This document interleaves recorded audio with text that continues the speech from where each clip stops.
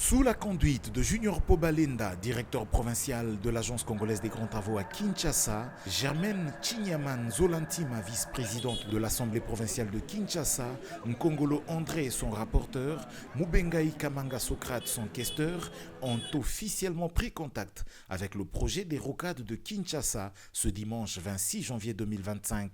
Partie de l'entrée Lutendele, outre l'évaluation des travaux en cours, la visite avait également pour but de montrer aux députés l'important volume des expropriations à opérer dans la partie urbaine du projet.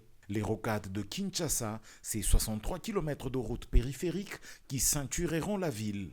Et grâce à la mise en œuvre des axes pénétrantes, elles seront une solution à la fluidification du trafic dans l'ensemble de la capitale, a fait savoir le directeur provincial à ses hôtes.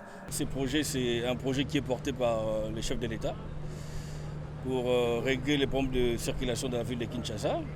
Et le gouvernement de la République, à travers la CGT que nous représentons, parce que la CGT dans ce projet est maître d'ouvrage délégué. Vous avez remarqué la présence du BTC qui fait le contrôle, l'OVD aussi est dans la mission de surveillance. Ce projet se comporte très bien jusqu'à ce jour, dans le respect du planning. Mais il se pose un problème aujourd'hui, le problème d'expropriation. C'est ça même le problème qui nous a poussé en fait d'approcher le bureau de l'Assemblée provinciale de Kinshasa, parce qu'on sait que le premier bénéficiaire en fait de ces projets, c'est les Kinois, et les Kinois sont représentés par les députés provinciaux et particulièrement par le bureau de l'Assemblée provinciale.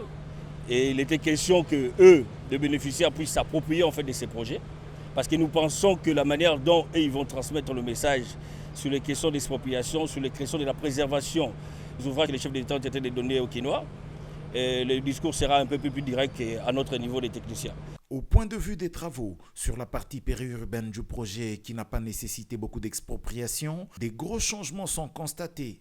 La couche de base est rechargée quasiment à 100%, des bordures sont encastrées peu à peu sur tout le linéaire et des trottoirs sont en cours de construction pendant que la stabilisation des talus se pratique. Bref, des avancées saluées par le bureau de l'Assemblée provinciale de Kinshasa. On en a entendu parler, mais on devait palper du doigt pour voir comment c'est qui se passe et on est très contents.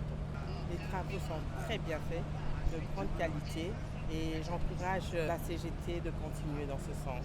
Actuellement, la commission des expropriations pour utilité publique s'attelle à négocier avec les riverains dont les actifs se trouvent sur le tracé afin d'aboutir à leur expropriation pour trouver l'emprise suffisante pour le passage de cette route salutaire de 2 fois 2 bandes.